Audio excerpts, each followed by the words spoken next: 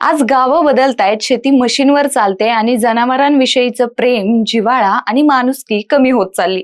पण या सगळ्यातही एक शेतकरी असा आहे जो अजूनही आपल्या परंपरा, संस्कृती आणि जनावरांची माया जपतोय.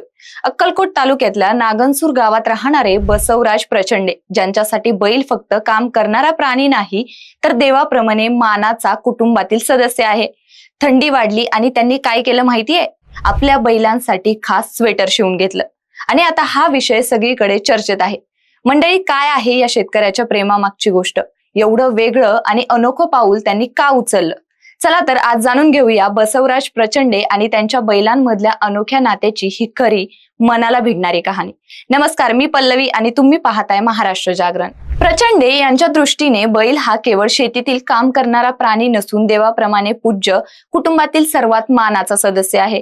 सध्या थंडीचे दिवस सुरू आहेत. अशात त्यांनी चक्क माणसाप्रमाणे बैलांनाही थंडीपासून संरक्षण मिळवण्यासाठी स्वेटर शिवून त्यांची काळजी घेतली आणि हा विषय साऱ्या तालुक्यात चर्चेचा ठरलाय. बसवराज प्रचंडे यांच्या गोट्यात नायक, शंभू, अधिकार, राजा आणि गुलब्या असे 5 बैल आहेत.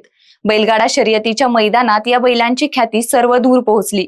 एका बैलाची किंमत 1.5 ते 2 लाखांपर्यंत असतानाही प्रचंडे कुटुंबासाठी किंमत पैशात नाही तर प्रेमात आहे. त्यांनी 14 वर्षांपासून या बैलांची सेवा केली आहे. थंडीच्या दिवसात वातावरणात गारवा वाढू लागला आणि बैलांना त्रास होऊ नये म्हणून त्यांनी एक आगळी वेगळी कल्पना प्रत्यक्षात आणली. प्रत्येक बैलांसाठी त्यांच्या शरीराच्या मापानुसार जमेल तितके उबदार, मऊ आणि आरामदायी असे स्वेटर खास टेलरकडे शिवून घेतले. कडाक्याच्या थंडीपासून संरक्षण करण्यासाठी कोणतं कापड योग्य, कोणती जाडी योग्य आणि कोणते फिटिंग योग्य याची माहिती घेत सर्व तपशीलवार काळजी घेऊन त्यांनी स्वेटर तयार केलेत. रात्री गोठ्यातील प्रत्येक बैल स्वेटर घालून बसलेला दिसतो आणि हे दृश्य पाहण्यासाठी अनेक लोक उत्सुकतेने येतात. थंडीमध्ये जनावरांना त्रास होतो हे सर्वांना माहीत असलं तरी त्यावर इतक्या संवेदनशीलतेने, मायेने आणि प्रेमाने उपाय करण्याची तयारी आज क्वचितच दिसते. स्वेटर घालून बसलेले बैल पाहताना लोकांना आश्चर्यही वाटतं, भावनाही दाटून येतात. कारण आज अनेकांचा सगळा भर यंत्रांवर असताना प्राण्यांविषयीची अशी भावना अतिदुर्मिळ आहे. प्रचंडे मात्र सांगतात की त्यांच्यासाठी हे कर्तव्य नाही तर आनंद आहे. ते म्हणतात की जनावरांना बोलता येत नाही म्हणून त्यांना समजून घेणं हा मानव म्हणून आपला धर्म आहे. बैलांच्या काळजीविषयी त्यांची निष्ठा इतकी आहे की गोट्यात प्रवेश करताना ते कधीही चप्पल घालत नाहीत. बैलांना चारा देण्याचा अधिकारही ते कुणालाही देत नाहीत. त्यांच्या मते बैलांची सेवा ही मनापासून, प्रेमाने आणि आदराने करायची असते. बैलांना पौष्टिक पेंड सतत दिला जातो आणि त्यांच्यासाठी वर्षभरात अंदाजे 25 ते 30 हजार रुपये पेंडवर खर्च होतात. खर्च किती झाला याचा कधीही ते हिशोब न लावता त्यांच्या आरोग्याची खात्री होईपर्यंत ते समाधान मानत नाहीत. मंडळी, शर्यतीच्या मैदानातही या बैलांनी मोठा लौकिक कमावलाय. करजगी, गळोरगी, नागनसूर, चाकण, तासगाव, कासेगाव, पंढरपूर, पुसेगाव अशा अनेक ठिकाणी त्यांनी सहभाग घेतला आणि अनेक वेळा मानाचा मुकुटही जिंकला.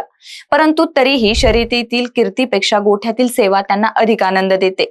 त्यांचं आणि बैलांचं नातं किती घट्ट आहे याचं प्रतीक म्हणजे त्यांनी छातीवर आणि हातावर बैलांचे टॅटू गोंदवून घेतलेत.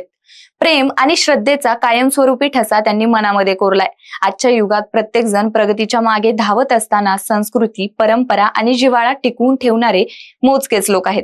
बसवराज प्रचंडे यांची कहाणी केवळ शर्यतीच्या यशाची नाही तर प्रेम, सेवा, संस्कृती आणि एकनिष्ठतेची आहे.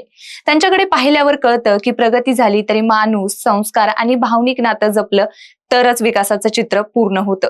शेती आणि परंपरा जपणाऱ्या अशा अवलियांमुळेच ग्रामीण भारताचा आत्मा आजही जिवंत आहे. संस्कृतीसह, प्रेमासह आणि अभिमानाने ही गोष्ट ते सर्वांना आवर्जून सांगतात. सध्या त्यांचं बैलाविषयीचं हे प्रेम मात्र सर्वत्र चर्चेचा विषय ठरलाय. याबद्दल तुम्हाला काय वाटतं? कमेंट करून नक्की सांगा आणि महाराष्ट्र जागरणला सबस्क्राईब करायला विसरू नका.